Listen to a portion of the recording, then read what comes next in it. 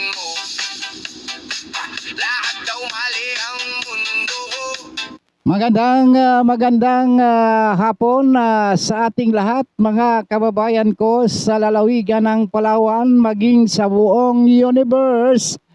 Welcome po tayong lahat na subaybayan ang programang Hitik sa Impormasyon, ang isyong panlipunan, balita at komentaryo dito lamang sa Bigwas News Philippines. Pwesto ko, pero tingnan mo, masaya pa ako. Lumaraw sa pero ako ang bida rito sa saliw ng hamon. Siya ang komentaryo, ako yung palabas. Kung siya ay palad, ako yung guhit na matalas. Bakit ba lagi na lang sugat ang laman ng bawat litanya niya? Samahan po ninyo ako sa loob na isang oras na programa, walang personalan, trabaho lang mga kababayan ko. Don Robert Ramiro ang makakasama ninyo na maghahatid ng balita at paalaala sa ating mga kababayang nagmamalasakit sa sambayanang Pilipino. Ko lang nakikita kung gaano ako kumikina. Sa bawat palalait na sumaho. Kung di mo trip ang buhay ko, di kita gusto.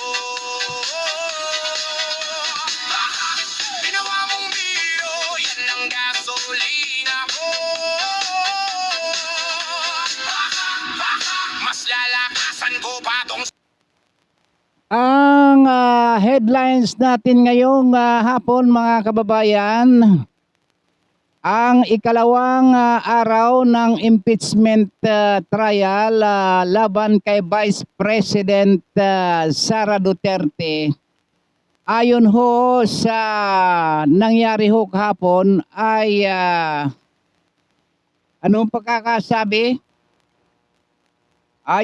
Yan daw hong testigo ng prosekusyon laban kay Vice President Sara Duterte ay questionable ayon sa mga dalubhasa sa batas at maging political analyst at political strategist.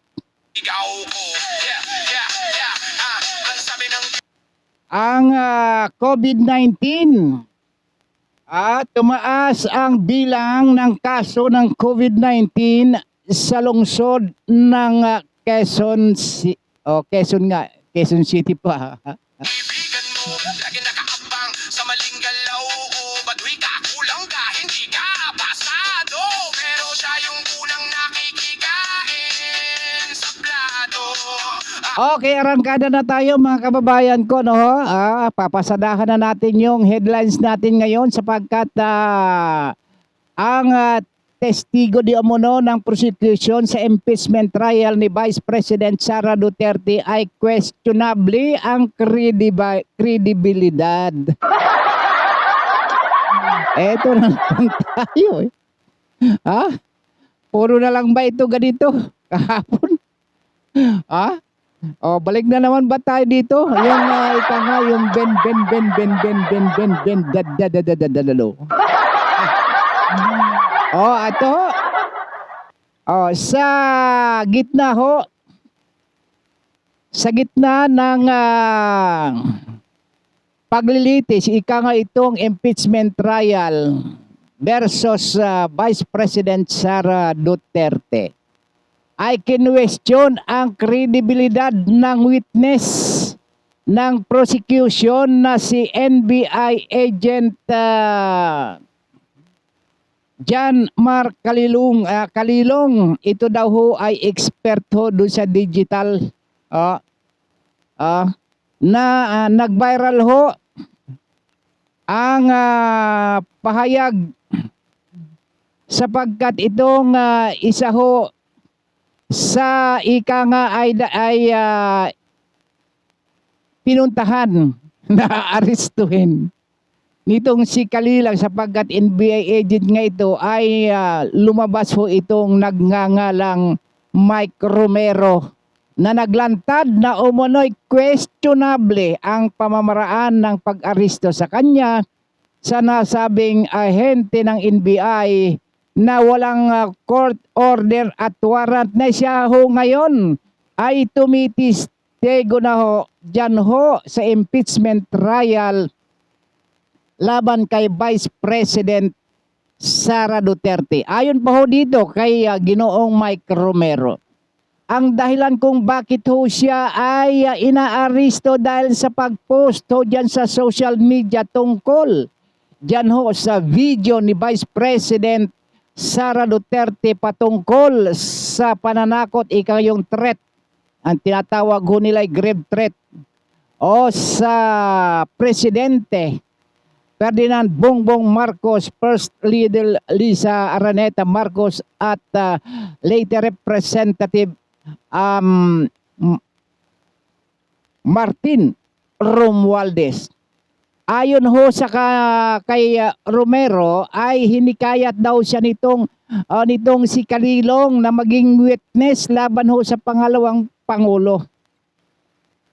Kaya ho ang sabi ho nito sabi ho nito ito ho may ginawa din palang katarantaduhan itong si Kalilong.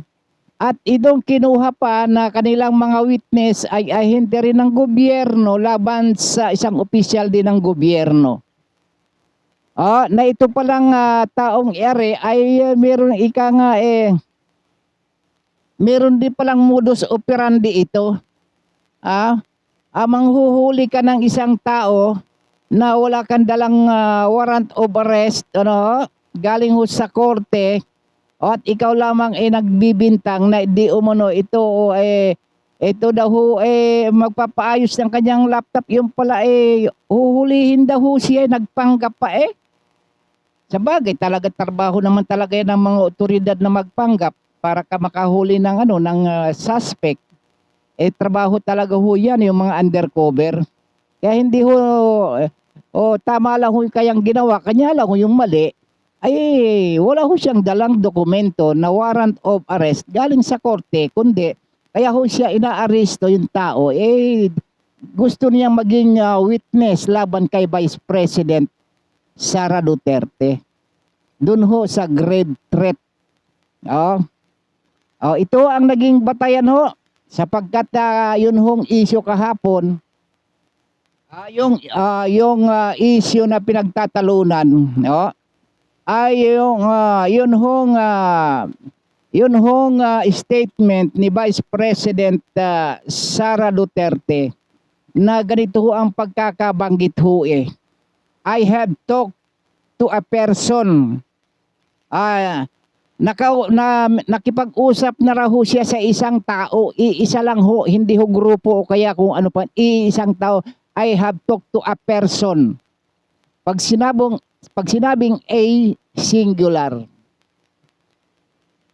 Hindi ho sinabing I have talked to a group of person or persons.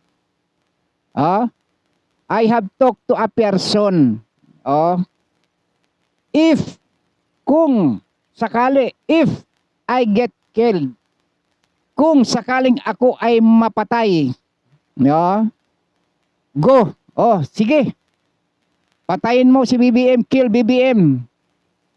Si First Lady Lisa Araneta Marcos at later Representative Martin Romualdez. No joke. Ito ho yung pinag-uusapan ho dyan sa impeachment court kahapon, day 2.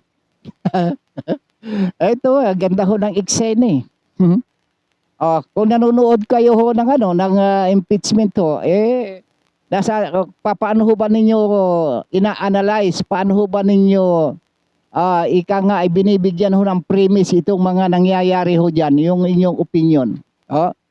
Sapagkat kahapon ho ay yun ho naging batayan ho ng depensa sa pagdidiin ho dito kay Vice President Sara Duterte. Na ang sinasabi nga ho natin, sinabi na natin yung issue na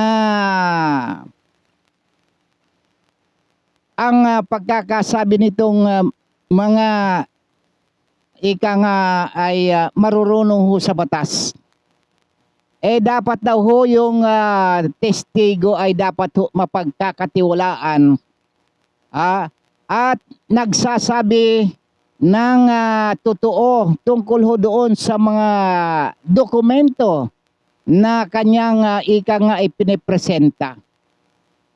Ito nga ho, bawat ho paglalatag ho nitong argumento nitong si Ginoong John Mark Calilong, ang sabi kagad nito, yung ribat kagad nung depensa ay, oy, objection, Your Honor.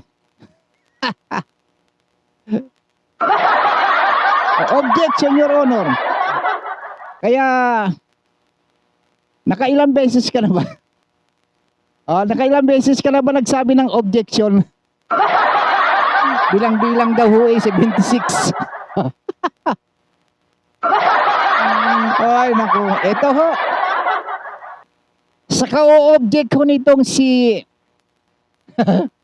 Attorney Narbasa, Carlo Joaquin Narbasa, sa ka-object ho nito inabwisit. Oh my goodness, Your Honor, ang kulit. Ano sabi? Hinihiling ng prosecution na alisin ho ang official na recording ho. Yung record ng dyan ho sa impeachment trial. Ito ho pahayag ng depensa na nagtatanong kung may sinusundang script itong testigo. Na walang kinikilala nito ang dokumentong kanyang hinahawakan o kaya tinatalakay sa pagdinig. Kaya ho nag-o-object ho ito, nag-object agad at medyo nabisit yata itong si Attorney Ligutan, Virgil Ligutan. Sabi, Your Honor, oh my goodness, ang kulit. Nakadami-dami ka na. Nakarami ka na ha. Kasi nga daw yung dokumento na yun dapat ang dokumento ay dapat ho nakasandig doon sa buong katotohanan. Hindi ho daw yung Xerox.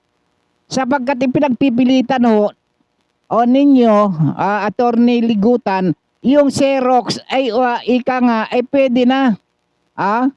Pwede na ho ay ika nga ay parang original rin yung Xerox. Ito nga ang inaalmahan ng inaalmahan nung ni Attorney Narbasa o ni Giancarlo Narbasa. Ito ho ba masasabi ba ninyong authentic ho yan, yung Xerox?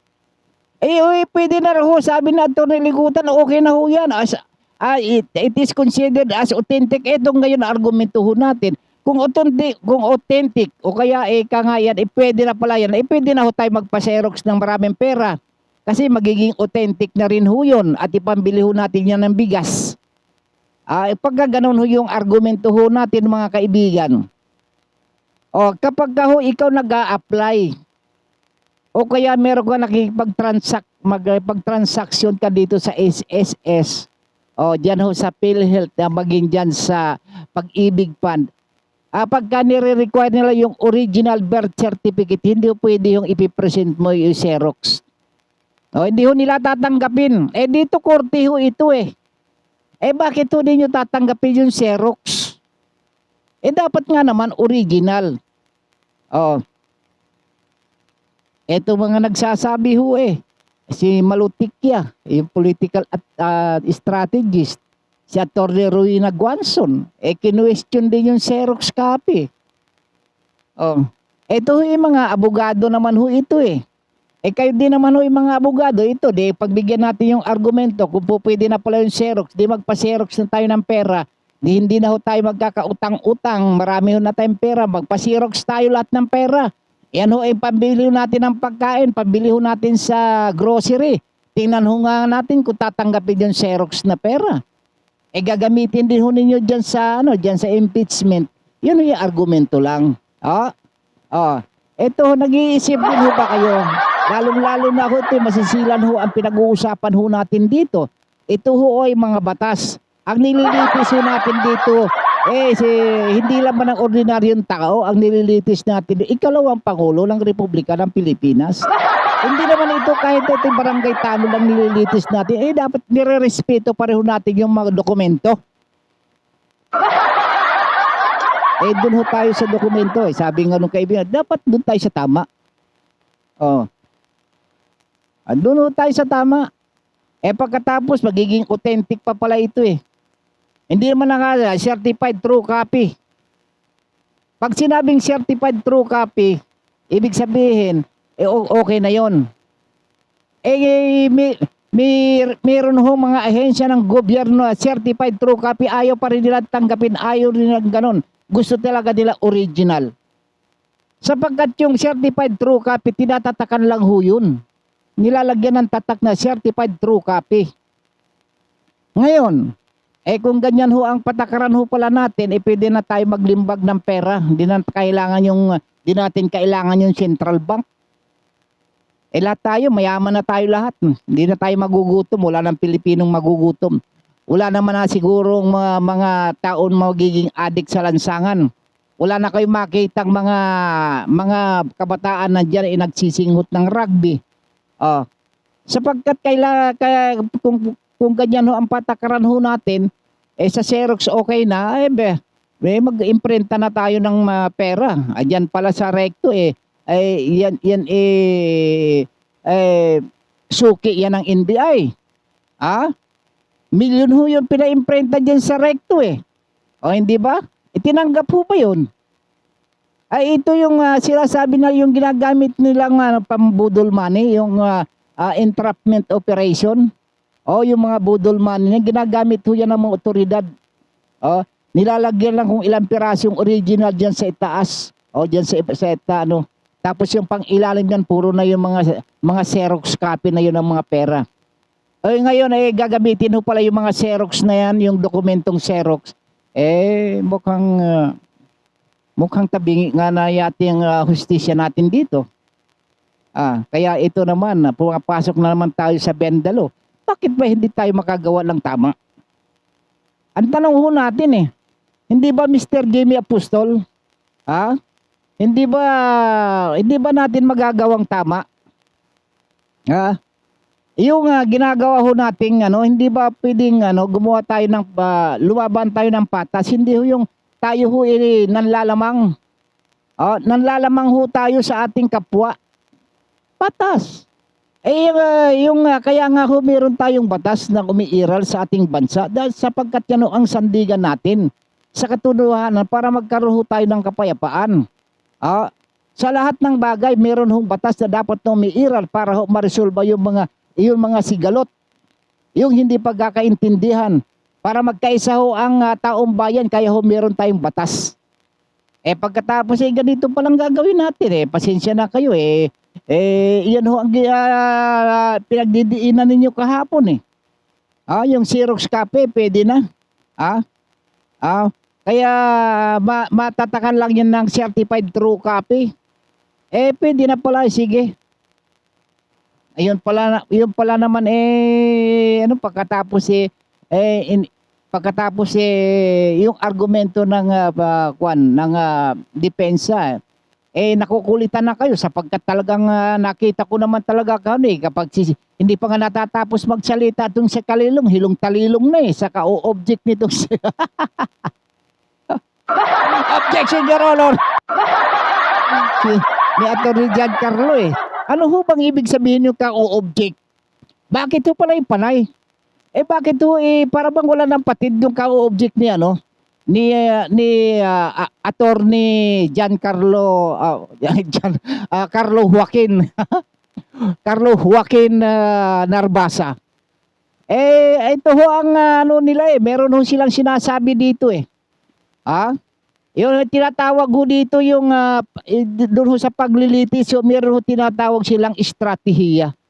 Yung strategy na huwag para nga lituhin yung kalaban. Kaya pag nag-o-object itong si Atty. Narbasa napapalingon itong witness si Kalilong, nahihilong talilong na Eh pagkatapos ito, naiinis na nga si attorney Ligutan eh. Oh my goodness. Oh, Your Honor. Oh, anong sabi ho? Oh, isa pa sa mga estratehiya ho nila dito eh. Oh, nag-CR itong siya, no, yung kanilang lead counsel. Sino yung kanilang lead counsel? Si Attorney Season. Oh, pagkatapos sinong mag-CR, why, nag-walk out. Hindi na paling naman yung kanilang attention do kay Attorney Season. Nag-walk out na raw eh. Oh, sabi ni Attorney Pua, oh, hindi, nag-CR lang. Oh, parating na, babalik na. Nasira diskarte. Oh, ito, yan ho, trabaho talaga yun ng mga abogado. Oh, yan ho, kasi ho, may mga mag-anak, meron na ako mga pinsan na abogado eh. Pero ako, hindi ako nag-abogado. Oh, ako ho, doon ako bumabase sa sinasabi ng mga abogado. Hindi ako nagbibigay ng sarili kong opinion, lalo't niya ay batas. Lalo na pag i-interpret mo sa batas, hindi ako ganun. Kung ano yung, kaya nga ho tayo humingi, kumusta nga pala si Senador Robin Padilla, kinukumusta ko kaya magkano kami? Magkakusa kami dyan sa paghingi ng tulong kay Google Kaya ginugoogle ho namin hindi ba? Ito nga ho isa ho sa kanilang mga strategy yan Kaya panay ho, bilang-bilang ho talagang bilang yung pag-o-object nitong si Atty. Narbasa 76 times. Sino ba naman?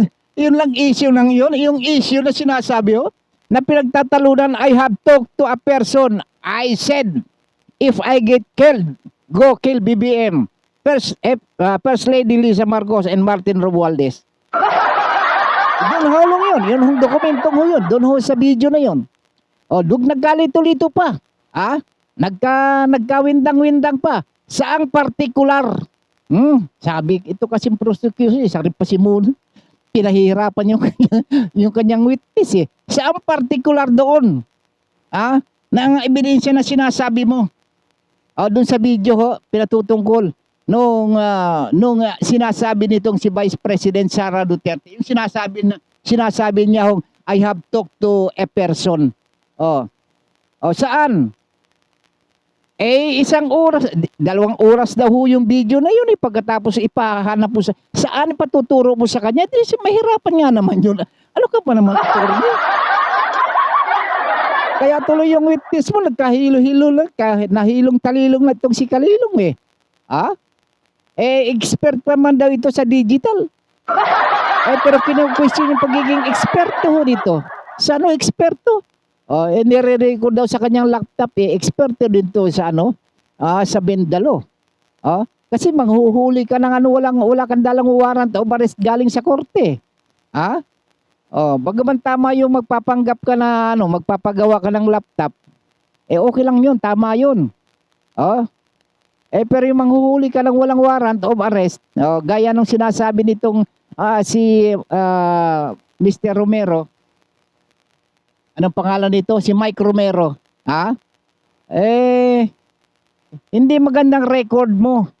Kaya nga kinu-question yung credibility mo na maging witness Kaya kini-question Tuloy ho natin. Babasahin ko yung ating ni-research dito. Ang gusto ho sa ka-object nga ho nito, sabi nga ho nito sabi ho dito, ano pagkakabanggit? Ang sabi ho dito ni Attorney Carlo Joaquin Arbasa, kung paano hawak ko ang kopya. Ano ba 'yon pagkakabanggit? Ito ho. Ito umpisahan ho natin. Ang pahayag ng depensa na nagtatanong kung may sinusundang script. Ang testigo itong si Kalilong. At kumikilala nito doon sa dokumento kanyang hinahawak na kanyang tinatalakay sa pagdinig. Dito ho nagkaroon ng pagtatalo. Kung yun hong testigo ay ika nga ay kinikilala yung kanyang dokumento. Kaya ito ho, nag-object ho itong si Attorney Narbasa. Ito naman ang inalmahan kaagad ni Attorney Ligutan ng prosecution at ika nga ay naghain ho ng motion na alisin sa record ang naturang pahayag ni Attorney Narbasa. Sapagkat sabi niya, my goodness, your honor, ang ano ba, ang kulit-kulit kasi ito eh. Puro object eh. Ang kulit eh, my goodness eh. My motion is to strike out ang sinabi ni Attorney Narbasa na scripted daw ang binabasa ng witness. Scripted daw eh. Sino ang mahusay sa dalawa? Si Attorney Narbasa o itong si Attorney Ligutan? Sa tingin ko rito, mahusay rito mga asar eh. Si Attorney Narbasa eh. Nadidistract kayo nitong si Attorney Narbasa. Ang sarap ng asar eh. Puro object. Ito ang inaasar eh. Naiinis, nabubuisit na itong si Attorney Ligutan. Nabubuisit. Kaya itong si Kalilong eh, talilong, parang talong na talaga itong si Kalilong eh.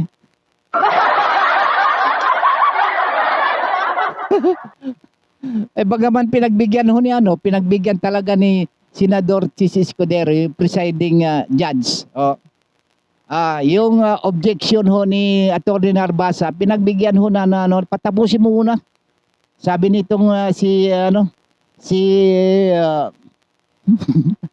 Senator Escudero, patapusin mo muna yung sinasabi nung witness. Umangal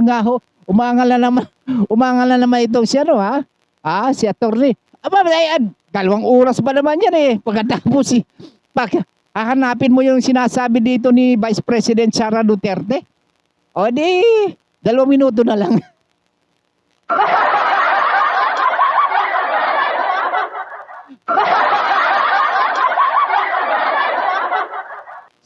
Dahil nga dyan yung argumento na yan, yung argumento ng prosecution, yung Xerox. At yung depensa. Yun ang kanilang pinag-iinitan talaga eh. Yun yung authenticity ng photocopy. Gaya ng sinasabi ko kanina, kung ituring lang ho ito na talagang ika nga original, yung photocopy na sinasabi nitong si Attorney Berhil Ligutan na ito i-consider na original, di mag-photocopy na rin tayo ng pera, i-consider na rin natin yung original. Ay man, pagbihira. Umangal nga itong si Attorney Roy Nagwanson eh. Maging itong si political strategist si Malutiki eh. Meron pa yung mga ibang mga abogado. Nagsasabi. Kung wala daw hong original, sabi naman ni attorney, kung wala tong original, pwede na ho itong photocopy. Pwede na raw yung photocopy. Ito nga ang masakit nga ho, gaya ng nabanggit ko na kanina eh. Kami ho ay nagtatransact ho dyan sa SSS. Lalo kami mag-low loan o kaya na yung iba dyan ho ay nagre-retire. Ang hinahanap po talaga original. Hindi ho yung photocopy, yung birth certificate hinahanap original eh. Dito sa paglilitis, dapat dito original, masilang bahagi din, masilan ito eh. Bakit natin i-consider na yung photocopy pwede ring original? Hindi po pwede sapagkat hindi nga umubra ho yung photocopy diyan sa mga tanggapan ng gobyerno, yung mga ahensya ng gobyerno. Karanasan na ho namin yan eh. Kung alam lang ho namin, ewan ko lang ho sa inyo, baka sa inyong mundo meron ho yung photocopy. Doon sa bansa ho ninyo, kung alin mang bansa kayo naroon, yung photocopy, pwede na. Bahala kayo sa buhay niyo, pero hindi ho namin tanggap talaga eh. Kahit anong gawin na, kaya i-consider ho namin yan paglabag naman yan sa saligang batas, bendalo na naman tayo. Hindi na ba tayo nagsasawa dyan sa kabebend ng lunayan? Lumalaki ang butas ng ilong ko. Ay, meron pa naman kapatid itong ilong ko, Pag nakikita ko sa video yung ilong ko, may kapatid yan. Si Attorney Harold Respicio. Attorney Harold Respicio. Magkapatid yung ilong natin. Laki yung dulo ng ilong na. Pero pag naka-side view, mga gwapo tayo. Hindi ba? Eto, tuloy tayo. Kung wala daw ho yung original na kopya, pwede na yun. Pwede na ho yung photocopy. Kung ang hinahanap na ay original, bakit nga hindi ho pwedeng i-produce yung original? Kayo ho ito nagpipresenta, dapat ho mag-produce kayo ng original.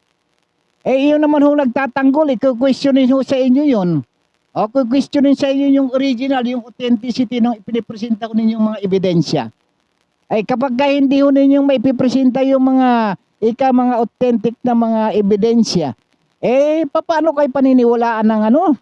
Paano kayo paniniwalaan? Siguro yung mga hurado na magmaniniwala sa inyo, bahala sila sa buhay nyo, pero kami ho, na nakakaintindi, hindi ho kami maniniwala sapagkat kung papanigan din ho yan ng mga hurado, na pwede na ho yan, edi magpa-xerox na tayo ng maraming pera. Ganun din lang man pala ang argumento ninyo O papayag ho ba kayo, magpa-xerox tayo ng pera, pambili natin kapag hinuli kami ng otoridad, kayo ituturo namin. Sila ho may gusto nito kayo ituturo namin, papangalanan namin kayo. Gagawa ho kami ng affidavit. Gagawa kami ng affidavit na ito ay pwede nang ibili yung mga xerox na pera na ito sapagkat ito ho ay inuutos mismo, kinukonsider na ito ng mga hukom. Diyan sa impeachment trial na yan. O kaya kung sino man. Yung mga abogado. Sige. Kung ganyan din lang naman maging argumento natin, kaya nga ho kayo na pagbibintangan mga bendalo ika nga yung mga lumalabag, mga balugtot ng mga batas yan ang problema ho natin dito, gulangan ho dito Ano sabi nga ho nung estudyante nung Pisay, Philippine Science High School, katarantaduhan lang yung pinagagawa ho ninyo, hindi ho kayo sumusunod sa tamang batas. May sarili ba kayong batas? Meron mang batas pero hindi niyo sinusunod yung batas ho ninyo, gusto ninyong sundin nang aayon sa inyong gusto. Ba't hindi niyo masunod yung talagang batas? Ang gusto ho ninyo ilagi kayong panihisi. Kaya iyan ho ang problema ho natin. Di ba, Attorney Ronald Ramiro Ranyon? Si Attorney Roberto Miguel Ramiro. Di ba? Ano sa tingin ho ninyo? Pwede na ho ba yung certified true copy na gawing ebidensya diyan ho sa impeachment? Kung ang hinahanap ay talaga original na video. Lalo pagka video lalo yung video, pwede hong i-splice yan ho kahit na itong recording ho natin, pwede ho nilang i-splice ito para lang makuha yung tama nilang kung gusto nila mapakinggan Pero yung ayaw nila mapakinggan, buburahin na yun. Edit na yun. Yun. Ayun ang sinasabi ho natin. Kaya nga ho dati ho, dabagan na mga abogado naman ho kayo, sapagkat parte ho yan ng litigation. Kung makakalusot, di okay. Pagka hindi ka makakalusot, ayos lang.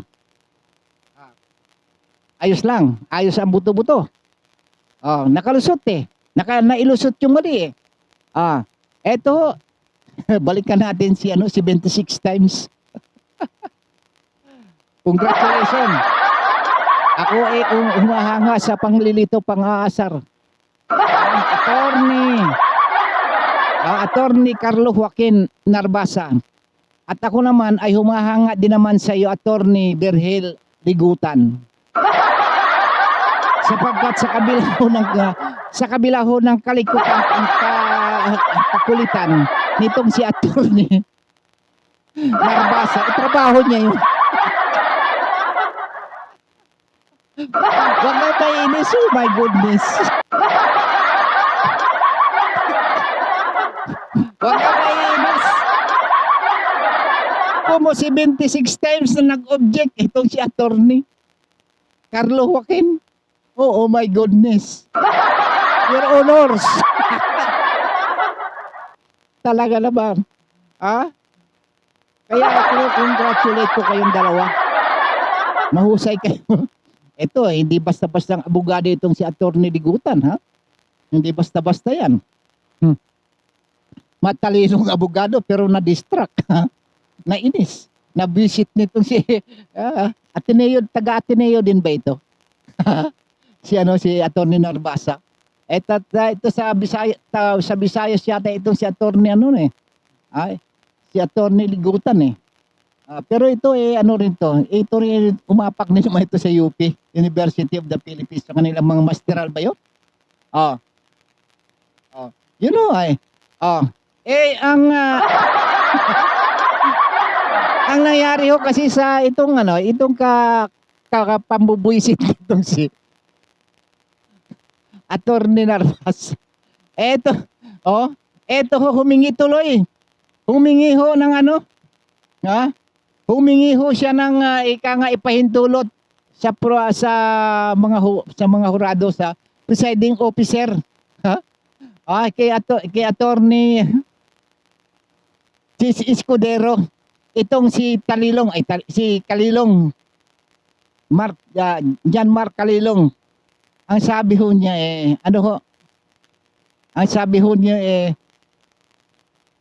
bahintulutan niyo ho akong basahin yung notes ko bago sumagot sa prosecution. Kasi ho, nataranta Kaya nga ho, humingi ng pahintulot. Saan ka ba nataranta, Sir Kalilong? Sa objection mo o dun sa tanong ni sa tanong ni nung prosecution, si Attorney Ligutan. Saan ka ba dito nataranta? Yung pinahanap saang eksakto. Saan insaktong porsyon na sinabi ni Vice President yung ganitong pananalita? Saan? Kaya humingi mo, kung pwede ho, bigyan niyo akong pahintulot, parang awa niyo na. Para ho, basahin ko yung notes ko, baka sumagot ako hindi ho tama yung akin na isagot. Kasi nga ho, puro object itong si itong si Attorney Narbasa sapagkat ayon di kay Kalilong gusto rin ho niyang matiyak kung yung kanyang script nga ho, yung kanyang sagot para maiwasan ng mga makabanggit ng pahayag na wala ho sa script. Yung actual na statement yun nga ho, pinagbigyan na nga lang ho yung 2 minuto ba yun, sa halip na 2 oras yung video na hanapin yung eksaktong pahayag ni Vice President Sara Duterte. Pinayagan ho ni Presiding Officer Escudero Yun hong paghingi ng pahintulot nitong si NBI agent Kalilong. Natingnan yung kanyang notes. Yun o naging kahapon pinaka-sentro pinaka-ika nga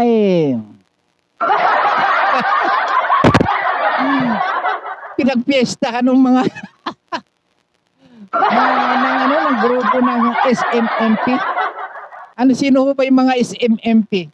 Samahang Marites Marisol ng Pilipinas. Yun ho ang nagpiesta kahapon. Kaya nga ho nag-trending.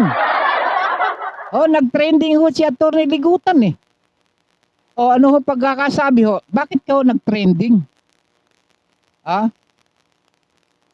Nasaan na ba? Nag-trending Ang sabi. Ito ho. Titingnan nga ho natin. Ito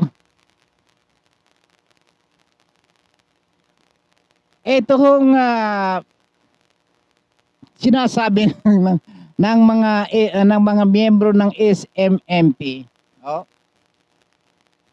dahil ho nababahala na ho itong si ano, nababahala daw di umano itong si Attorney Ligutan, baka ito sumimplang itong si ano, si NBI agent Jan Mark Calilong. Kaya ho nagkasipon-sipon na yun. Paninampunas ng sipon itong si Attorney Ligutan. Hindi uso pa naman ho ngayon yung COVID-19 dito sa Quezon City. 164 na ho yung meron hong kaso dito. Mamaya tatalakayin ho natin yan. Hindi ho ba yung dahilan din kaya, mga kaibigan ko, na kaya ho nag-trending ho ito kasi nga ho, dan ho sa sipon, sa kasisinga, kapapahid ng sipon, nitong si attorney, nakakaano din ho yun, nakaka-distract din ho yun. Lalo na ikaw yung humahawak ka ng kaso kapag ka ikaw bumitaw ng statement at ito ay lihis, ay nako, objection na naman yan. Ako pa naman hangang-hanga dito kay Atty. Narbasa, talagang atentibo Ay, hindi pa nga nangangalahati yung sinasabi ng witness objection na Kitam, diyan ho katalino. Kaya ako kaya binigay ko dito kay Atty. Narbasa sa pangasar Palagay ko first honor ito. Nakakanood din naman ako nung impeachment trial kay Corona. Kay Mercedita Gutierrez. Nanonood din ho ako pero hindi ho ganito kadalas imagine 76 times. Okay. Dito na ho tayo. Wag na nga ho natin pag-initan itong dalawang abogado na ito at itong si Calilong. Kasi mahihilong talilong tayo rito ngayon ho, pangatlong araw. Ikalawang araw pa lang ho yun. Ilang issue pa lang yun pero ho, nga ipinagpipista ho ng masama ng SMPP. Ng SMMP. Eto, dito na ho tayo sa COVID-19 na ay dumadami na ho ang kaso. Dito ho ito sa Quezon City. Nakapagtala na ho kasi ng kaso ng COVID-19 ang Quezon City government. Lalo na ho yung Quezon City Epidemiology and Surveillance Division na yun ho kaso ho ay umabot na ho sa 146 na ay naging dinapuan ho ng COVID-19. Pero ito ho, hindi ho daw ito nakakaalarma, mga kababayan ko. Mga taga Quezon City at maging sa iba't ibang lugar ho, hindi ho, huwag na natin babanggitin yung mga lugar sapagkat baka sa halip na pumunta kayo sa lugar na iyan, ay hindi na kayo pumunta sapagkat binabanggit natin yung lugar kung saan doon ho ay marami hong tinamaan ng COVID-19. Ito ho, 146 na ho ang tinamaan ho ng COVID-19. Dito lang ho yan sa Quezon City. Ito ho, ang datos ho na ito ay nakuha ho nila sa mga ospital at maging sa mga health center ng lungsod. Nabatay ho sa datos ay nitong buwan ng Mayo at June ay meron na hong 86 ba yun o 84? 86 na mga naging biktima o kaya dinapuan ng karamdaman na COVID-19. Pagdating ho ng June at saka July 11 ay umabot na ho ng 146. Mahigit ho 86 naging 146. Medyo malaki-laki yung agwat. Kaya ho nagbigay ho ng press release ang Quezon City government at nagpaalala sa publiko na ito hong COVID-19 dito ho sa Quezon City ay hindi ho ito nakakaalarma. Yun ho bilang ho ng matinamaan ay pinapayuhan ho ang lahat na kung sino man ho ang nakakaramdam o kaya meron ho kayong nararamdaman na sintomas ng COVID-19, ay kaagad ho kayong pinapayuhan na kayo ay pumunta sa inyong pinakamalapit na health center o ospital, magpakonsulta. Magpakonsulta na kaagad kayo para maagapan ho na kayo yung COVID-19 na yan ay kumalat pa, sapagkat batay ho sa ating naging karanasan ng COVID-19, yan contagious. Kaya ho ay tayo ho ay pinakikiusapan ng Quezon City Government na tayo ho ay magsuot ng face mask, lalong-lalo na ho. Lalong-lalo na ho sa mga matataong lugar, sa mga enclosed na mga lugar, lalo sa ospital, mga building, yon. Magsuot ho tayo ng face mask para ho sa ating protection. Kaya ho tayo pinagsasabihan ng gobyerno, hindi ho para sa kanila ho yun, para ho sa ating lahat. Kaya ang palatuntunan ito ng Bigwas News Philippines ay kami ho ay tumutulong para ipalaganap ho ang paalaala ng gobyerno, partikular ang paalaala ng lungsod ng Quezon, itong Quezon City Government, na maiparating din sa mga kababayan natin at maging aware, hindi lamang po dito sa Quezon City. Lahat po ng inaabot ng broadcast na ito. At dyan ho sa online TV, sapagkat ito ho naman ay inyong mapapanood o sa aking YouTube channel, Don Robert Ramiro, yung aking YouTube. Iyon ho na inyo naman ho yan ay mapapanood para ho doon sa mga paalaala na ipinaaabot sa atin ng ating pamahalaan, maging ito man ay pambarangay, panglungsod at pangnasyonal, ay tumalima ho tayo. Sapagkat hindi ho ito para sa kanila, para sa atin din pong kabutihan ito. Wag ho ninyong kalimutan, kapag ho kayo ay nakararamdam ng sintomas, kahit na hindi sintomas, karaniwang lagnat, kung kinakailangan kayo ho ay magpakonsulta na kayo, lalo't inaabot na kayo ng 2 araw, 2-3 araw na kayo ay nilalagnat, mag-desisyon na ho kayo.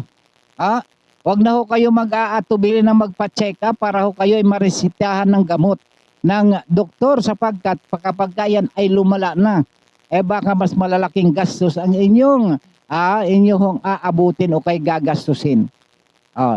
Hindi ho ba? Kaya ay nasa na ba yung kaya kami ho ay kasama ho ng pamahalaan, ng gobyerno. Kami ho ay katulong para ho magpalaganap ng mga impormasyon para ho sa ating lahat sa sambayan ng Pilipino. Hindi ho naman kami kagaya ho na nagtatago ng impormasyon para ho sa ating kapwa. Kami ho ay naglalantad ng mga impormasyon. Maging ito man ay labag sa konstitusyon o kaya umaayon sa saligang batas, binobroadcast ho namin dito. Ang inaayaw na talaga ho namin dito ay yung pagbaluktot ng batas. Sa halip na yung mga tagapagpatupad ng batas, sila yung lumalabag, ibibroadcast ho namin dito. Kayo ho mga gumagawa ng batas na kayo naman ang lumalabag, ibibroadcast din ho namin dito. O kung ano may mga aspeto yan, talaga hong ibibroadcast namin. Kaya ho kami ho ay aasahan ho ninyo mga kababayan ho namin maging sa pamahalaang ito. Hindi ho kami nag-uudyok nung anuman pagkabahagi ho o kaya kami ay pagsasabungin ho namin kayo. O kung kami man ho ay nakakatawa ho dito sapagkat nasisiyahan naman po kami. Sa amin pong napapanood, ayaw ho di naman namin ma-stress sapagkat yung aking mga batchmate ay ayaw na ho makinig sa ayaw na ho manood ng balita, nai-stress. Kaya ginagawa ho natin itong ating programa na hindi stressful. dapat naman tayo ingumiti sapagkat kung mapangiti namin kayo kahit na isang saglit lamang malaking pasalamat na ho namin sa iyo lalo na kung kayo ay tumututok dito sa aming programa. Kaya ho kami nag-aanyaya. Kung ayaw nyo naman, hindi naman ho namin kayo pinipilit, kami ho yung gusto lamang. Sapagkat kung hindi niyo kami kailangan, hindi rin namin kayo kailangan. Bakit ba? Kami mamimilit. Hindi ho ba? Hindi ho namin ugali yung namimilit kami. Kaya kung makinig man kayo sa hindi, manood bang kayo kung meron ho kayong komento o meron ho kayong suggestion, mag-suggestion kayo dyan ho sa comment section ng Bigwas News Philippines ho. Para sa kinabukasan meron ho tayong pagkakataon, bibigyan ho natin ng espasyo dito sa palatuntunang ito para atin pong talakayan. Hindi ba Sir Program Director Jeff Balahonda? Sir Jeff, hindi ho ba tama yung sinasabi ho natin? Yung aming program director nakikinig ho ba kayo sa programa natin? Nagtatanong lang ako, Sir Jeff Balahonda yan ho ang estilo ho namin dito. At saka hindi ho na itong programang ito kabawal-bawalan ho kaming magmura ng PIN. Bawal ho sa amin yan. Bawal ho. Hindi ho namin ina-advocate ho dito. Yun ho mumurahin ho namin kayo ng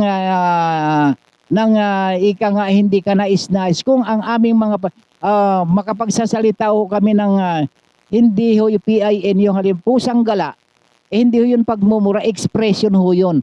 Kung kami ho ay nakapagbibigay ng expression ho namin, yan ho ay sagisag ho ng aming pagka-dismaya o kaya disgusto. Doon ho sa issue. Sa gayon pa man ho, nananaig pa rin sa amin na kayo ho ay aming pasiglahin. Gusto namin kayong matulungan sa pamamagitan ho ng pagbibigay din naman ho ng payo kagaya ho nitong paninigarilyo. Bakit napunta ba? Kagalit ho kayo sa akin. Yung sa mga naninigarilyo. Iwasan nyo na ho ang paninigarilyo. Yan ho ay magdudulot lang sa inyo ng problema sa inyong buhay, sa inyong pamilya. Gagastos, bumibili kayo ng sarili ninyong sakit. Yung sigarilyo, walang utak kayo meron. Pero naaalipin ka ng sigarilyo, nasa sa inyo yan. Tayo na ho, babati na ho tayo sapagkat meron na lang tayong nalalabing ilang minuto na lang nalalabi sa ating palatuntunan. Babati na lang natin yung araw-araw ho nating binabati. At sana naman, mag-share naman kayo ng program namin dito. Yun lang naman ang aming konsuelo. Kung ayon, huwag din naman. Hindi naman namin kayo pinipilit. Para naman ho, maipalaganap ho natin yung atin hong adhikain ho dito para ho sa kabutihan ng ating bayan. Hindi ho para sa kabutihan nating pansarili, yung personal interest. Huwag ho tayong gagaya dyan sa yung mga matataas na opisyal, pansariling interest ang kanilang inaatupag. Ito ho, pangkalahatan ho ito. Kung kinakailangan na kayo magsalita ho dito, kayo pagpagsalitain ko dito Kaya ho magkomento ho kayo. At sasabihin ho natin sa Himpapawid, dyan ho sa online TV na ito, pagka nag-live streaming po tayo. Sige ho, itong aming mayor ho dyan sa Sibuyan, Romblon, yung di Galapagos of Asia, dyan sa lalawigan ng Romblon. Dyan ho kami sa isla ng Sibuyan. Ang tinatawag ho namin dyan na di Galapagos of Asia. Kaya binabati ko lagi yung mayor ho namin dyan na ayaw ho sa mina. Ito ho si Mayor Griggy Ramos ng Kahijukan, Sibuyan, Romblon. Yan ho naman sa San Fernando, yung mayor ho dyan, yung muntik na nasagasaan ng dump truck. Nang nagprotesta ho yan sa pagmimina ho dyan sa San Fernando, Sibuyan, Romblon, si Municipal Mayor Nanding Marin. At dyan naman ho sa Magdiwang, Sibuyan, Romblon, yung mayor ho dyan ay si Noel Joseph Matson. At siyempre, yung aming gobernadora, si Governor Trina Termalo Fabic, at yung aming Congressman Leandro Budoy Madrona. Kong, kumusta ka na?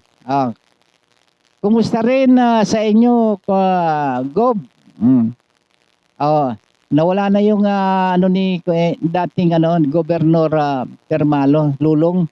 Yung pinsang ko na si Manang Inday Alinyo. namayapa na ho eh. Di ko lang alam kung sino ngayon yung coordinator diyan sa Sibuyan Romblon ni Governor Trina Pabic. Yun hong yung aming barangay chairman diyan sa Danao kay Juan Romblon, si barangay chairman ng Danao Greg Villanueva.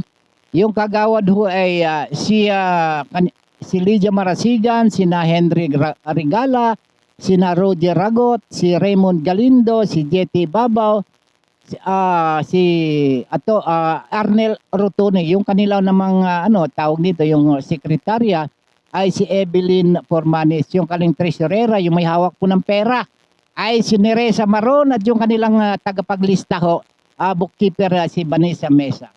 Sa mga kamag-anak ko, dyan ho sa ibang bansa, dyan sa Las Vegas, Nevada. Si Tokayo, Robert Ramones Ramiro. Sa Hawaii ho, dyan si Kuyang Reynaldo Ramiro. Kayo mga taga dyan sa abroad, makinig ho kayo para mabati ho namin kayo. Dyan ho si Kuyang Nelson Ramiro at si Kuyang Normario, yung membro ng CHPD ho yan. Dyan ho sa Laguna, si Vice Mayor Christopher Ramiro, si Tupper. Kumusta na kayo, Vice Mayor? Itong mga pinsan ko na mga sina Kuyang Isid Ramiro, ay dating pulis po, retired na pulis po yan. At yung kanyang, yung aking pinsan na kapatid niya, si Noemi Ramiro, na meron na hong anak ko dyan, mga US citizen ng mga ito eh. US Army at saka pilot, Air Force. Si Manang Milbarabino, si Manang Flora Rizzo, ay sana ay humaba pa ang buhay ninyo sapagkat mga senior citizen. Ito mga kasamahan ko, mga kaidaran ko ito, si mga matatanda sa akin ito. Yung kaibigan ko si Ding Grabo, Ding Grabo, dyan sa Plaridel, Bulacan, si Alfred Bayane. Itong sina Jemeline Nietes, si Presi Pangilinan, Neuron Martinez, marami pang iba. Dyan ho yung aking pamangkin, nandyan ho sa El Nido, Palawan, sa Ibahay. Sa Ibahay, El Nido, Palawan, si Rowena Rizzo Roble. At yung kanyang mga kapatid dyan ho sa El Nido, Palawan. Kumusta na ako kayo diyan? At siyempre yung aming ang publisher ho namin ng Diaryo Kasado, itong si Boss Alan Bordios at CEO ng KBS RMM News, Diaryo na TV pa si Boss Alan Bordios, yung aming anchorman Arnold Namoko, at yung aming news director Wen Lyson Maupay nga aga sa mga taga Tacloban, taga ano ba yon? Taga Samar. Maupay nga aga. Ay, maupay nga hapon. Maupay nga aga, maupay nga hapon, maupay nga gabi. Eto, yung aking mga batchmate nga pala. Ito mga batchmate ko, si Josephine Macapagal dyan sa Anaheim, California. Yung mga batchmate ko nasa si Paragagarani sa Canada. Ang ganda nung hawak-hawak mong pitchil. Si Wendelin Reyes at Lourdes Sadicon dyan ho yan sa US. Si Engineer Jimmy Apostol, si Espiridion Ligayada, Danilo Lagahit, si Wilfredo Gutierrez, Atanasio at Bing Briones, si Suderli Permalino Beng, Miriam Barbosa, Josephine Cabinta Ramos, Catherine Hamis, Luz Mainit. Mainit talaga ito. Si Paterno Gahonera at si Matoy Sinaida Moran Gahonera. At siyempre sa aming tawag nito, advisor, Ma'am Ibon Katli nung Kamakalawa, kanyang birthday. Happy birthday belated na ho, Ma'am Katli. Ang tawag nila si Bong, Ma'am Bong. At si Ma'am Rose Kalikaran, pagaling ka po, Ma'am. Si Hel Magbanwa, yung aming advisor din yan, Sir Autidat Permalino na mayapa na po itong tatay ni Bing. Yan ho ang Yan ho ang kabunang ating mga pagbati. Kung mag-comment ho kayo para mabati din ho namin. Maraming salamat sa mga kababayan kong Palawenyo at sa buong universe. Bukas muli ang tabayanan ang isyong panlipunan, balita at komentaryo sa Bagwis News Philippines. At sa ngalan ng ating mga magigiting na kasama sa palatuntunan, ito si Tech Aaron Tecleo at sa ating News Director Ma'am Rose Dingding, sa ating Station Manager Ronnie Dave Abili at ang ating Station General Manager Ma'am Rose Kaskara. Program Director Jeff Balahunda, minsan text mo naman ako. Ang inyong nakasama, Don Robert Ramiro. Hanggang bukas mga kababayan.